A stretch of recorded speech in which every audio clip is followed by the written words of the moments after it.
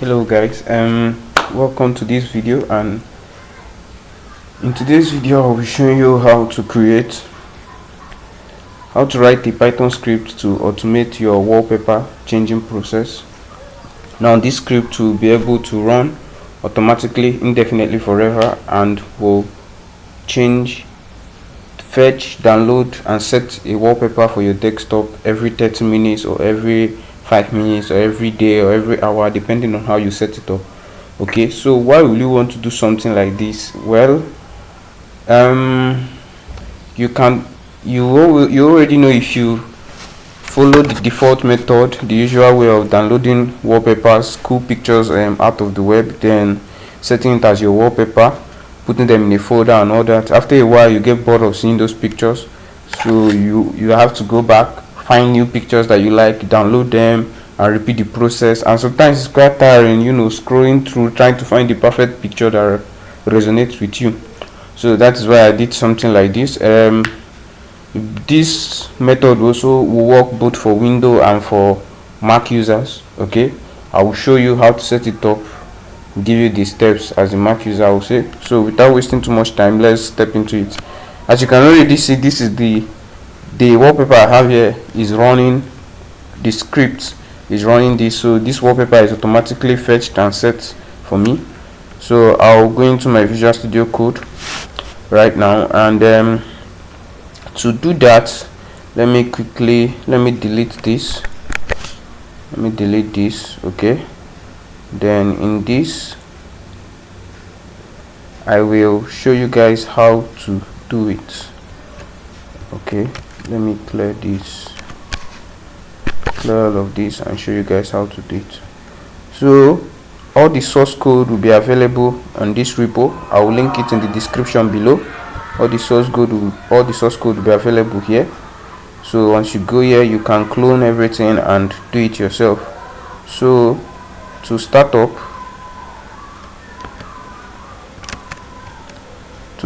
we'll first install a package using pip install. If you don't have pip, you can go ahead and not install it. So I already have the package listed here, so I'll just do pip install. I have all the packages listed here, and I'll push it to the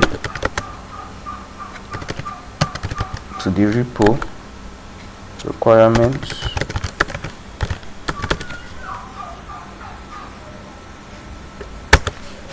So I will install that. Most of these things I already have them installed, so it should go much faster. Okay,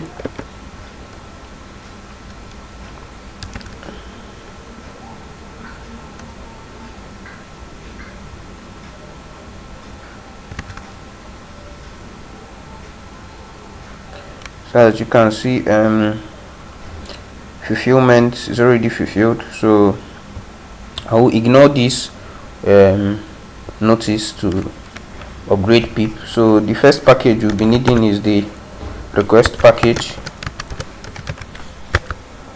So this is used to make request through the web, because we are going to be fetching it from a particular endpoint. The next package we are going to need is the random package, so we import it. The next package we'll be needing is the C types. Now this is a foreign package that gives you access to C data types in your Python program. Okay, so I think the next one is which other package will we be using? Request random, then JSON. We import the JSON type, JSON package. Okay, so let's start writing the code. So we're going to create a variable. Let me make it caps lock. We'll create a variable.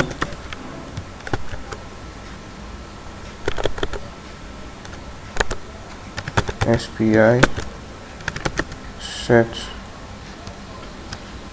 desktop wallpaper.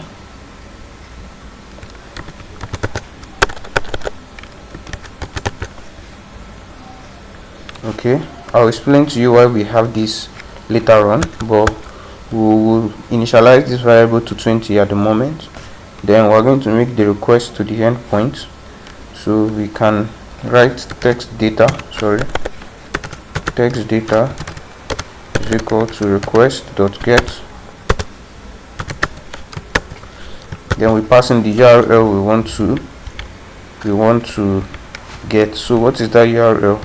So if you head over to this subreddit, reddit.com subreddit wallpaper, you have access to wonderful desktop images, beautiful desktop images that you can use.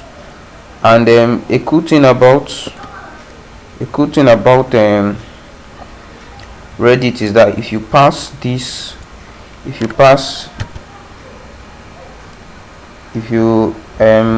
append new.json behind any endpoint, you will be provided with the JSON format of that particular page.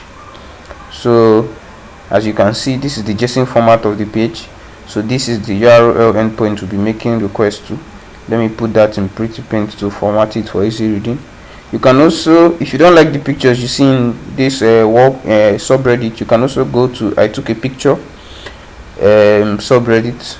So this subreddit also has some cool pictures that you can use, but I prefer, for this tutorial I'll be using the wallpaper subreddit.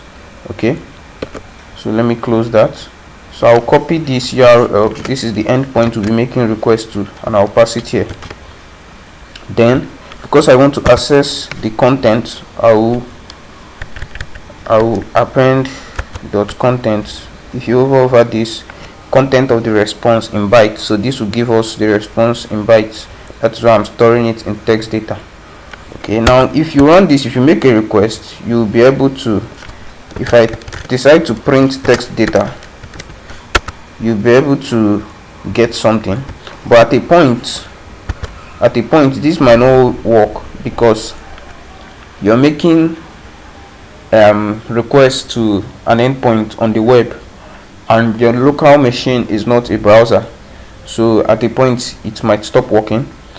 So while doing this tutorial, you can leave it like this, but you might get an error, a 409 error.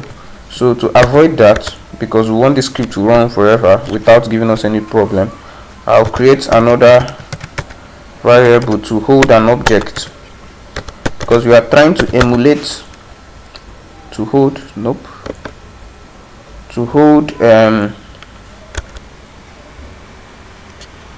we're trying to emulate or simulate a situation whereby a browser is making requests to this endpoint, but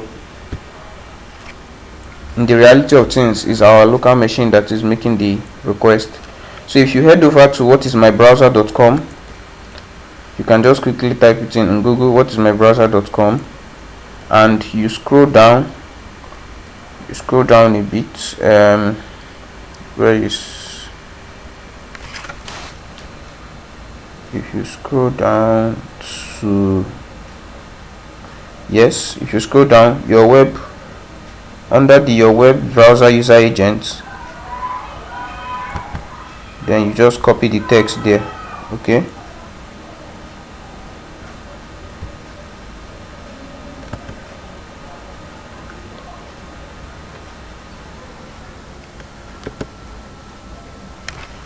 so you just copy the text there and you paste. Nope, this is not what I want.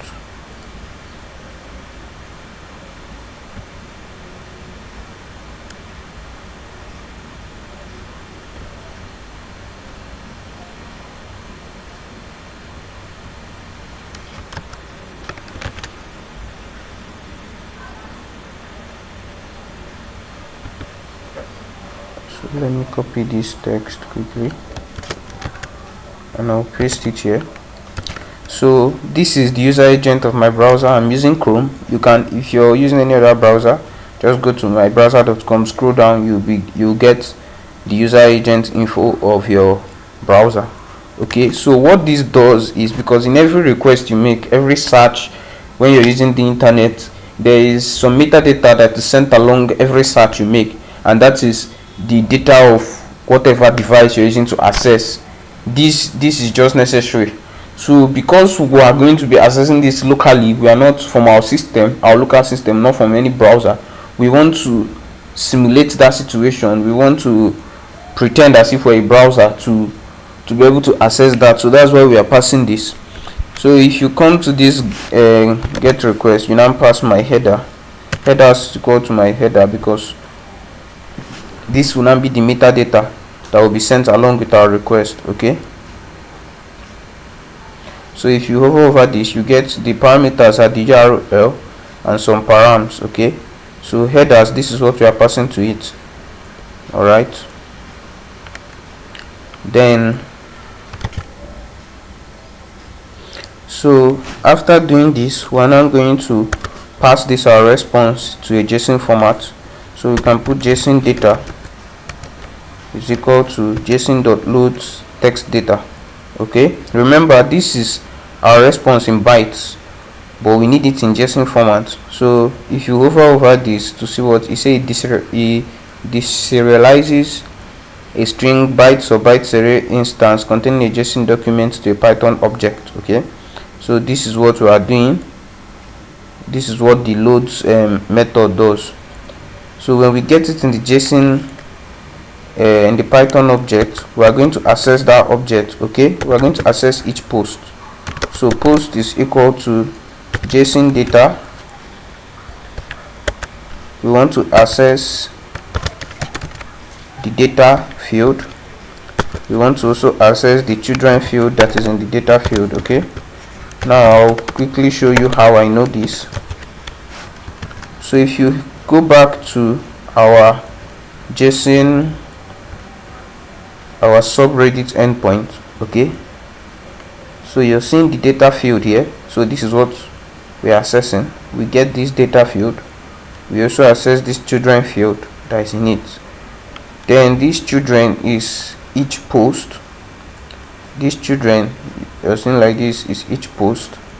So this is what we will not access. Okay, we'll not be able to target the URL photo, URL of each image, and access it. Okay, so back to the code.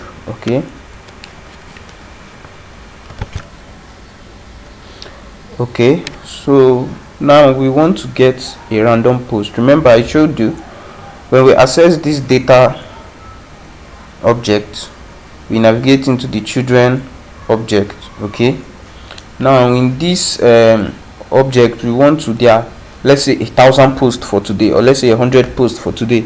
We want to randomly target one post, then access the image in that post. So that is why we imported a random package here. So to do that, I'll create a variable n, and I'm going to access the random post. I'll do that by random.randint. That's, we want to get a random integer that is a non-negative value, starting from the length.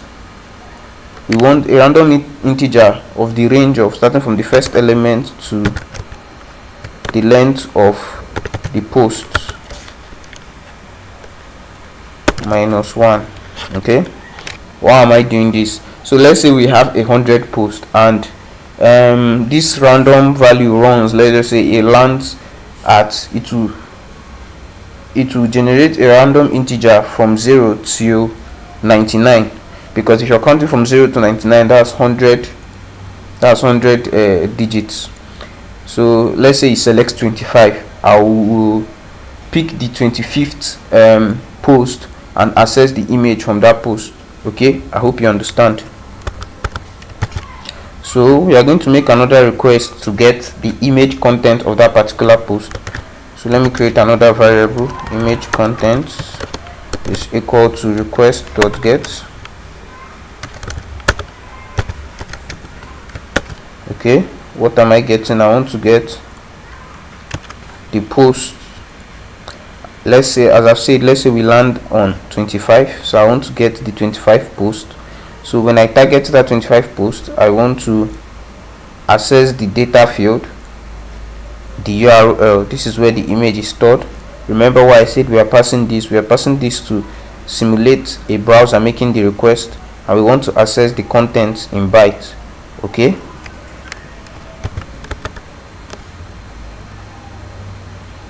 Alright, so we will write another line. So we have this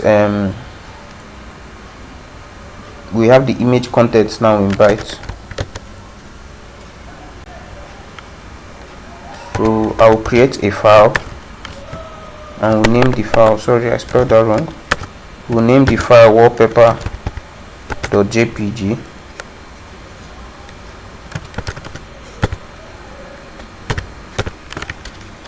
Okay, we want to open that file in the write byte mode. Okay, I'll explain this in a bit. As image file, okay, then image file dot write, I want to write the image contents to it. Alright, so let me explain this. With open, these two lines of code, what it allows us to do is to open a file in a particular mode, write contents to that file and close it. Okay, so this with open allows us make sure that while we are making any process, while we are doing anything on that file, that even if an error occurs, the file will be closed properly. Okay, so this mode that we are accessing the file, WB, means in a write mode, binary format. Okay, so this allows us to create a file if it doesn't exist, and also override or truncate the value of that file if it's already existing. So what I'm doing is, as you can see here on my Explorer bar, I have a wallpaper.jpg because I'm already running this program. Initially I've written the code before, so I'm going to delete that. Okay, I'll delete that for now, so you see what's going to happen. I'll delete that. So what I'm saying is, create a file wallpaper.jpg in this current directory. Okay, create the file wallpaper.jpg. all right, open that file, and if that file already has value, if bytes are already in it, remember why we're using bytes is for non-text data, non-text format information like images are non-text. So if there's already value into this file, truncate it. That's why we are using the right format, and replace it with the new contents that we are getting from this request here. But if that file doesn't exist, okay, create that file. We are storing this as a variable image file. If it doesn't exist, create it and pass the value that we're getting from this request to that file. Okay, I hope you guys understand. Then this last line of code is where we will write the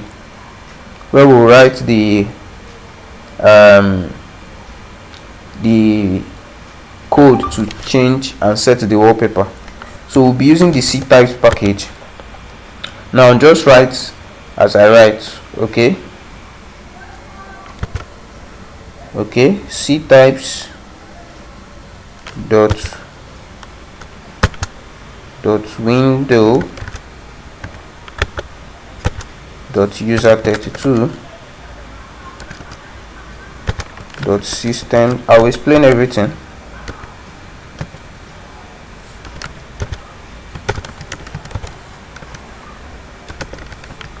Parameters info w. So what we are passing now will be this variable that we created here. So let me get that. Pass it. Also pass 0. Also pass the path to the wallpaper image. That is the image that we. Let me just finish writing the code so you understand. I'll use the raw this thing. I'll pass that soon. Then pass 3 here. Okay. So before I do that, let me copy the path to this file. I'll copy that path and I'll put it here. Then I'll change it to wallpaper.jpg. because as I've said, the file is going to be created in this current directory. Okay, so let me explain to you what's going on here. The system parameters info w is a Windows API that gives you low level access to some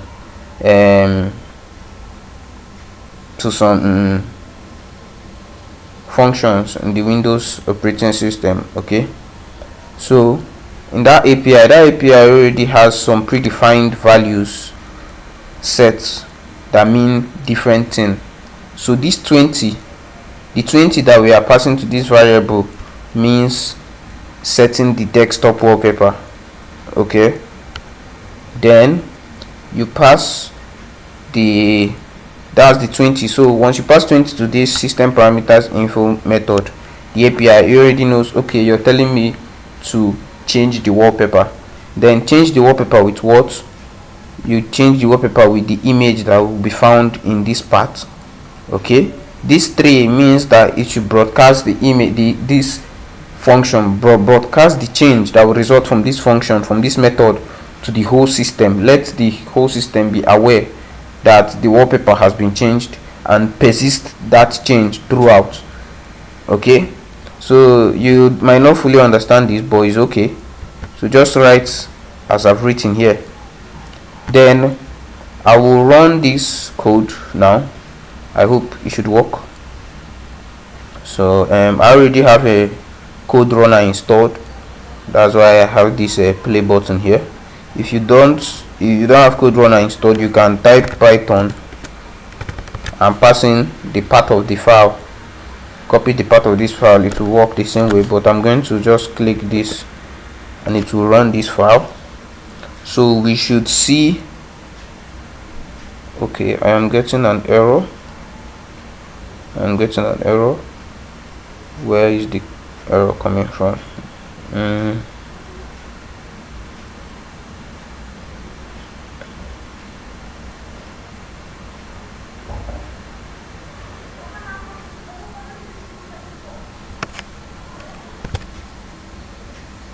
Okay, so my error is from this place.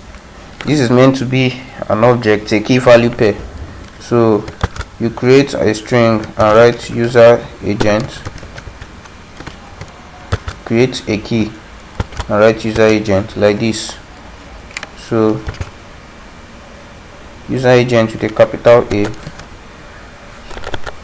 So this should fix the error. So let's run the code again, hope it works.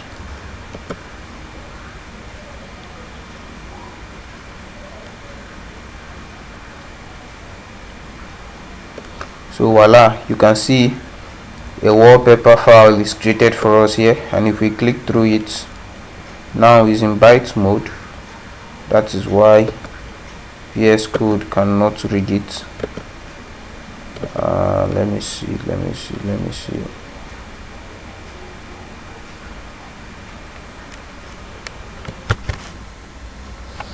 So as you can see, this is the image.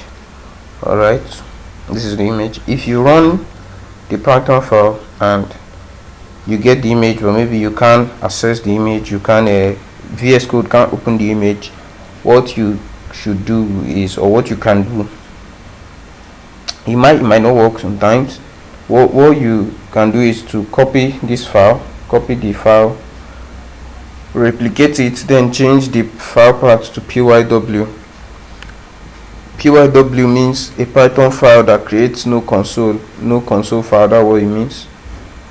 So no window file, it doesn't create a window, so that's what the W there is for. So if you create the windowless file and you run it, it should, VS Code will take some time to convert this thing from bytes to a normal image and display it. So as you can see, we have this lady's picture here. Okay, so we're almost done with everything. What you should do now is open on your system Windows plus R. Okay, on your keyboard you type Windows plus R, then you type shell semicolon, no, shell colon startup. Okay, shell colon startup. When you type that, you click enter, this should open up your Explorer. Okay, then you drag and drop this windowless file we created, that's the wallpaper changer.pyw. you drag it from here and you place it in this place. Okay, as you can see, I already have mine here, so I'm not going to do that. So I'll just leave it here. Okay, so open Windows plus R, type shell colon startup, click enter. Okay, then when you click enter, then you drop this file here. So what this does is this allows us to run the file on every startup. So anytime I turn on my system, turn on my laptop, okay, while the BIOS is going on and the setup and everything, that file that is there will be run and to set the wallpaper for us. But as I've said, we don't just want it to run on every startup, but also at a scheduled time, a scheduled time of the day, repeatedly, maybe for a week, maybe for a month, maybe indefinitely. Okay, so to do that, what we'll do, as you can see, I have the image here. What you can do, all right, you can switch off your system and try it now. You can switch off your system, restart your system, you should see the image there now. Mine, I'm not sure mine will be set. Okay, mine is set now, because as you can see, it's that same image that we saw in my VS Code that is being set here. Okay, but as I've said, this will not run on every startup. This will not run on a specified time, just on every startup. So let me quickly close this Explorer window. Then on your search bar, you type task scheduler. Just as you're typing task scheduler, you should see this. You open it. You can just open it as administrator, but for what we are doing, it doesn't require any extra privileges. So we'll just do that. So as you open up the task scheduler, okay, you click task scheduler library, and in case if you can't follow up here everything, I will link you to the repo. I'll drop the link to the repo and to the web page where you can get your user agent. Everything will be in the description below. Okay, so you can follow through from there. So what we're going to do, we're going to create a new task. Now this task scheduler is just a UI that allows us to gives us access to some bit basic and complex task functions. So you can run this on your terminal if you know how to, but this is just a UI built on all of that. So to abstract the low level stuff away, we have this, which is so wonderful. And for a Mac user, you won't have this. I think there's something like a cron job or so, I don't know. I think there is something like cron job, so you can search cron job. As I've said, I will show you briefly the link, give you a link on how you can do this if you're a Linux or a Mac user. Okay, but for my Windows users, then follow through from here. As you can see, I already have the task created. This is wallpaper changer, and I already have the task created and it is running. I created it quite a long time ago. So what you do is, on this action tab by the far right corner of the window, you should see a create task. A create task function by the side. So if you click it, create task, a window should pop up. You name it. So I'll call mine wallpaper changer. Okay, be sure to spell correctly, because you can't change the name of the task later unless you delete the task. Okay, so you can give a description. This task changes my desktop wallpaper.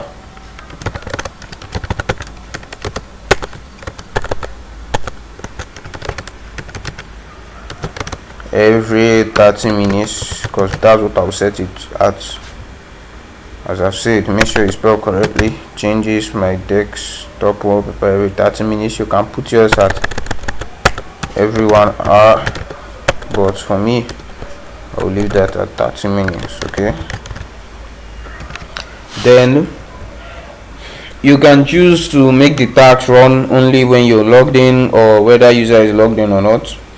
If you do this, then make sure that you're the only person accessing your system. Make sure you're the only user enabled on your system. You can have one or more users, but it will restrain it to the particular user that is logged in. So I can select this, then I'll choose do not store password. You can choose this, but for the simplicity of stuff, just go with do not run, only run when the user is logged in. You click run with highest privileges. Okay, the base configuration we want is the Windows Vistas. Okay, there's also Windows 10, there's Windows 7, there's Windows XP and the rest, but we'll go for the base, which is Windows Vista. This seems to work best for most of the tasks. Okay, it doesn't matter whether Windows is Windows 10 or 11, this should work. As I've said, I think that's everything we need here. Then you go over to the triggers. Okay, you go over to the triggers. Okay, you create a new trigger. Okay, you click the new button.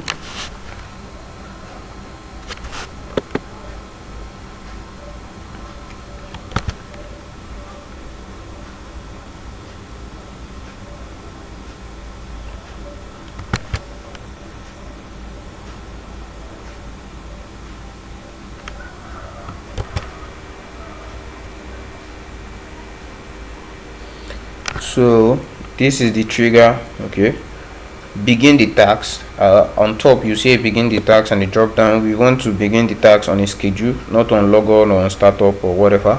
So just select it. You can choose to play around with this and choose the one that fits you most, but for this tutorial, as I've said, on a schedule, you choose daily. Okay, you want it to repeat every day, every single day. Okay, we also want to repeat the task. Here you have the option to choose a particular time, 1 hour, 30 minutes, 15, 10, blah blah blah. So for me, I will choose 30 minutes to be rational. I don't want to be repeating it every 5 hours, but if every 5 minutes, if you want, you can do that. Then for a duration of, I will choose indefinitely. If you choose 1 day, it will run for a duration of 1 day based from whenever you create the task. Whenever the task is created, see 24 hours after that.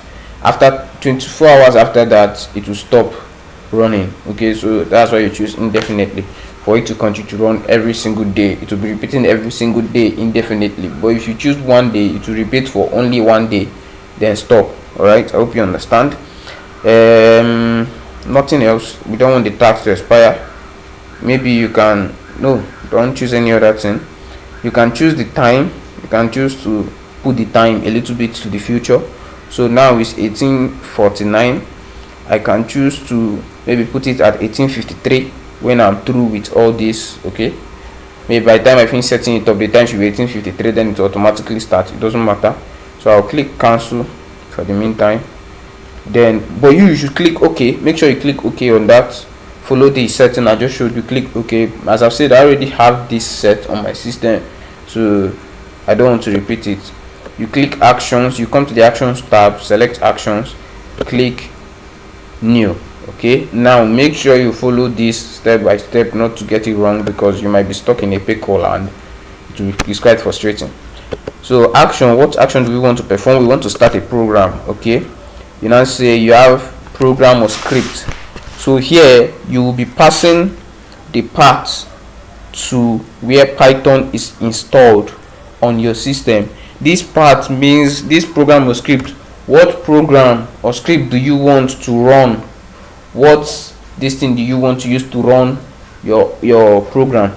And that, as I've said, that's Python. So for you to find out where Python is installed, on your keyboard, press Windows plus R. You have this run. Then you choose CMD. You click enter. Your command line should pop up. Then when you type where Python, you can also do this on your Windows on your VS Code terminal. It should work. So where Python will give you the paths, the directory to where Python is installed on your system. So this, I will copy this, and for you to be sure, I will show you now. If for some people you might see two parts or three parts listed here when you type web Python. Now if you see two or three parts listed, you have a bit of a problem, because when you start to run this program, it will be confused which Python to use to run. The both Pythons might work. Maybe you might see one in the tools, yeah, you might see one in the tools location. You might see one maybe in something like a Microsoft folder. You might see one in, so there are different places where the Python might be installed. Maybe if you install Python 1 or 2 times without deleting the previous package, so they might cause this confusion. So what you need to do, you need to uninstall Python, then reinstall it again.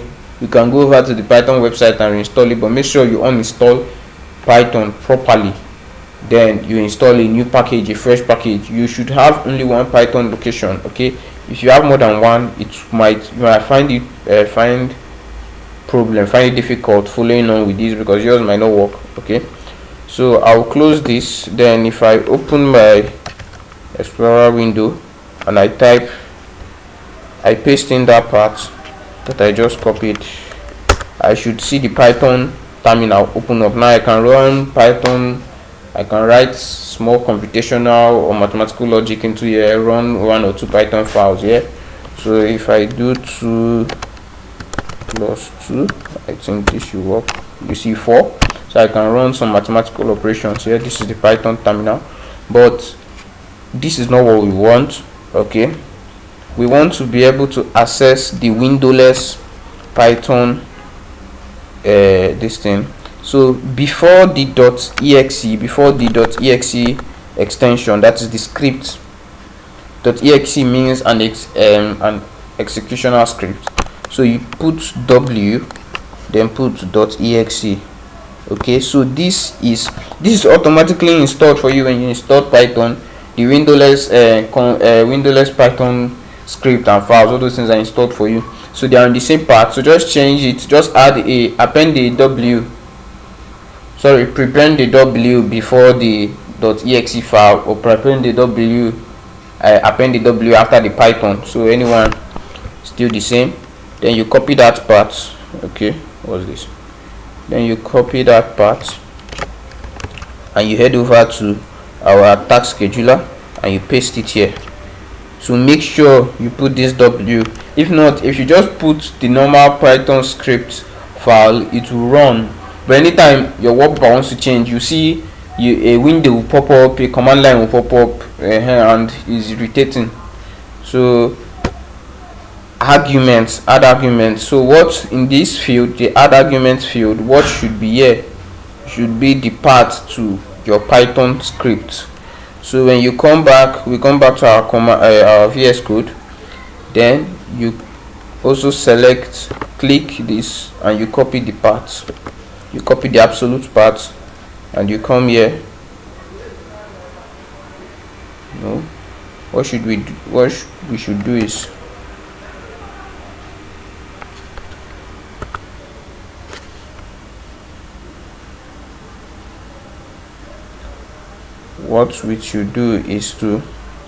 we can copy this part, but I feel to avoid any issues, this the way VS Code formats directories is different from the way Windows formats directory. So what I'll do, I'll navigate to that directory on my system using the Explorer window. So this is, you can see Python file, no console.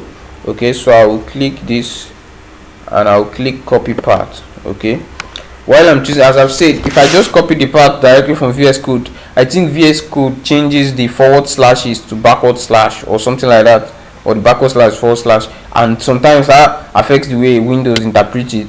So but I don't think this is the same thing for Mac users and Linux users. So to avoid any confusion, just navigate to the wherever you're running this code. Okay, copy the path, click copy path like this, then go back to our task scheduler.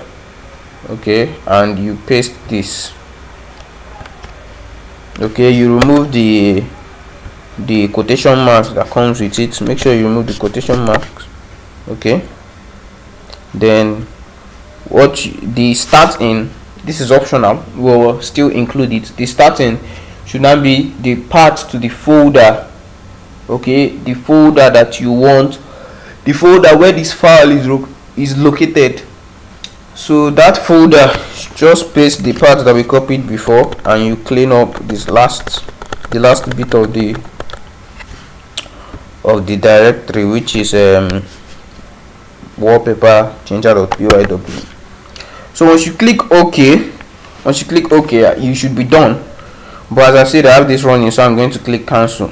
Alright, but you should click OK. As I've said, make sure you follow this, and if you're lost, I'll link the paths to the I'll link the URL to the GitHub repo down below. So I'll click cancel. Then in conditions, here you don't need to do too much, but if you just read through this and you don't like any of the conditions enabled, you choose to disable or enable anyone.